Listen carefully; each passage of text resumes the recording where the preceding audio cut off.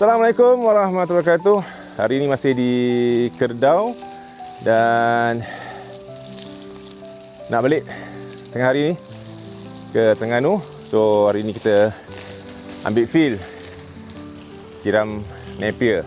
So kita nak pasang sprinkler, tapi kita punya water pump belum complete set untuk piping. Kita guna manual dulu.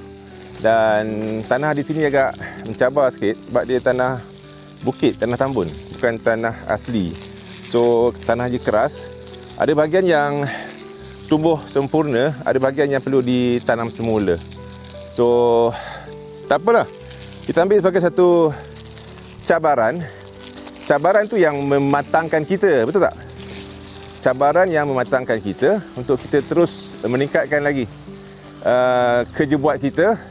Dan kita ambil ilmu, ambil pengalaman yang kita perolehi untuk kita tingkatkan lagi prestasi. So Areban di sini untuk pilot project. Kita panggil kat sini, semoga sukses. Okay, bye-bye.